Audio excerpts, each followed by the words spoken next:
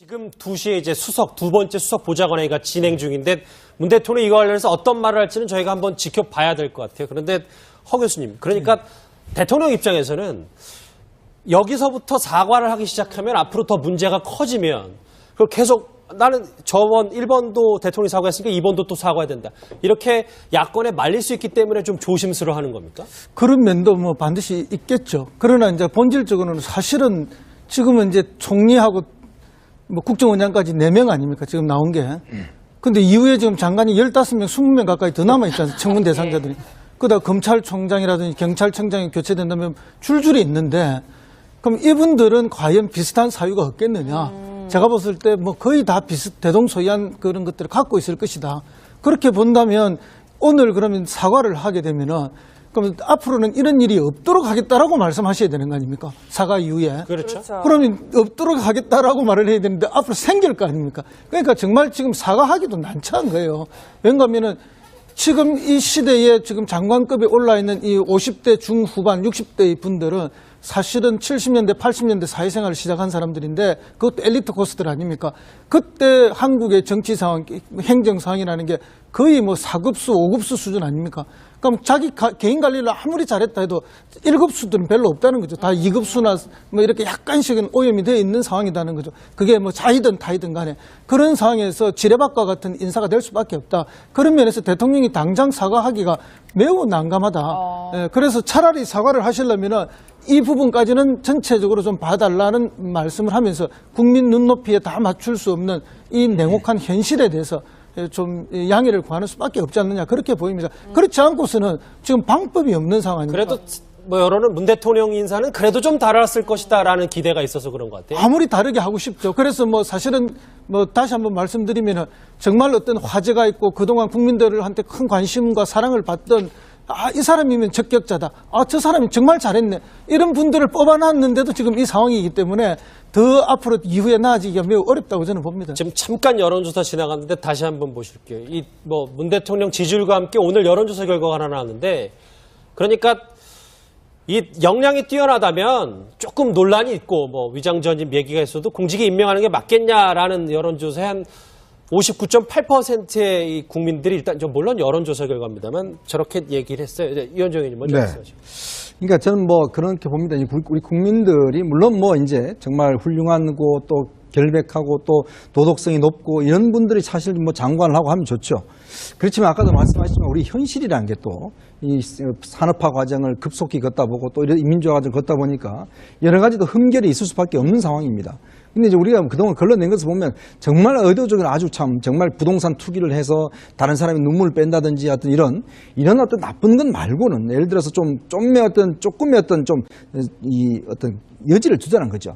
그런 면에서 볼 때는 어떤 면에서는 좀 빨리 일을 좀 잘하게 하는 것. 이게 오히려 더 중요한 게 아닌가. 왜냐하면 지금 보십시오. 작년 9월 달부터 지금 이 사태가 일어날까지 사실 정부가 거의 식물 정부랑 마찬가지였지 않습니까? 그렇죠. 그래서 국민들 입장에서 보면 이제 좀 정상적으로 안 그래도 지금 국제 경기가 좀 좋아지고 있는 상황 아니겠어요? 그런 측면에서 지금 일자리를 좀 만들어야 되고 여러 가지 지금 난제들이 많은 상황에서 빨리 좀 정부가 일을 하게 해서 그래놓고 좀 평가를 하자. 조금 더 지켜보자. 그렇죠. 왜냐하면 지금 우리가 예를 들어서 너무 지금 상황에서 엄격하게 모든 기준을 갖다 대면 이러다가 또 이 홀딱 지나가 버리면 또 나라는 어떻게 되냐. 이런 걱정들 하시는 국민들이 꽤 많거든요. 예. 그렇기 때문에 조금의 현실을 좀 보자. 그런 측면에서 여론조사도 아마 이렇게 나온 것이 아닌가 보여집니다. 여론조사 말씀을 한 말씀 드리면 제 기억에 정운찬 총리도 아마 위장전입과 관련해서 문제가 됐었어요. 그 당시에 비슷한 어떤 여론조사를 했을 때 약 한 60% 정도 아주 뭐 비슷하네요. 60% 정도가 안 된다. 위장전입 뭐 안 된다. 이런 여론조사도 있었거든요. 상황에 따라서 사실은 또 인물에 따라서 여러 가지로 좀 이렇게 이 변하는 것 같아요. 이 기준도.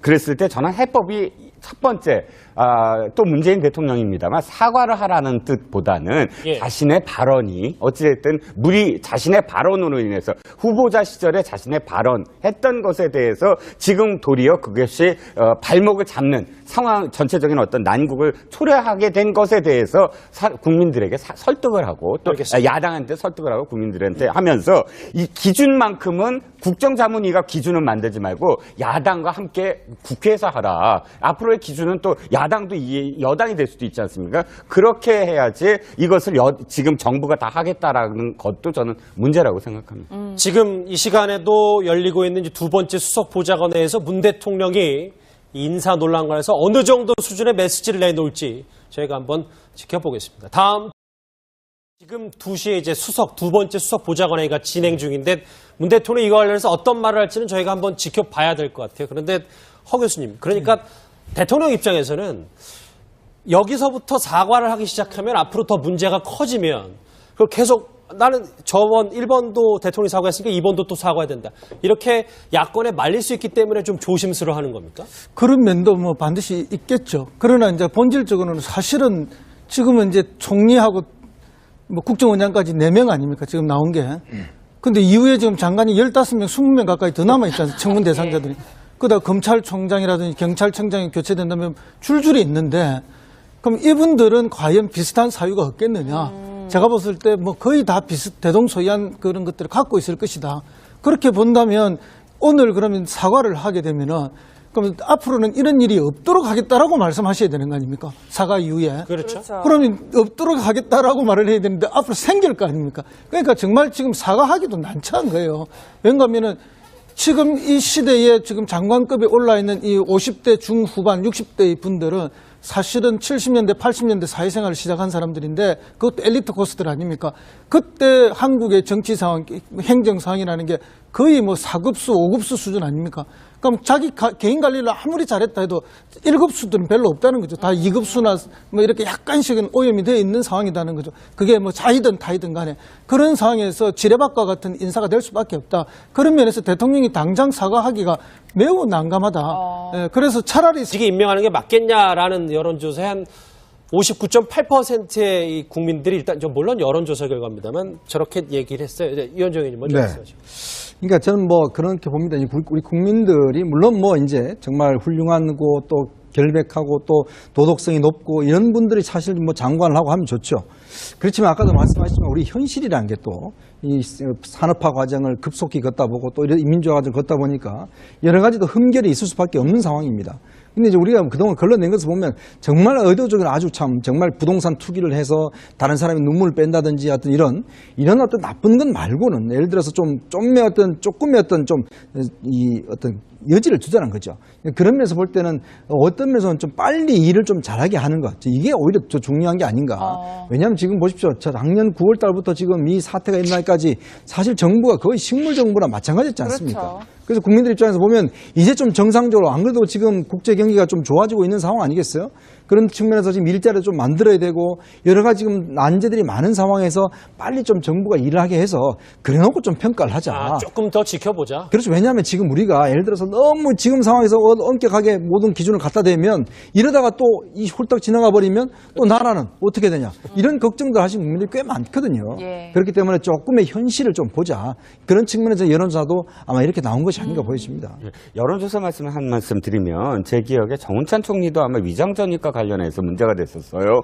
그 당시에 비슷한 어떤 여론조사를 했을 때 약 한 60% 정도 아주 뭐 비슷하네요. 사과를 하시려면은 이 부분까지는 전체적으로 좀 봐달라는 말씀을 하면서 국민 눈높이에 다 맞출 수 없는 이 냉혹한 현실에 대해서 좀 양해를 구하는 수밖에 없지 않느냐 그렇게 보입니다. 그렇지 않고서는 지금 방법이 없는 상황입니다. 그래도 뭐 여론은 문 대통령 인사는 그래도 좀 달았을 것이다라는 기대가 있어서 그런 것 같아요. 아무리 다르게 하고 싶죠. 그래서 뭐 사실은 뭐 다시 한번 말씀드리면은 정말 어떤 화제가 있고 그동안 국민들한테 큰 관심과 사랑을 받던 이 사람이면 적격자다.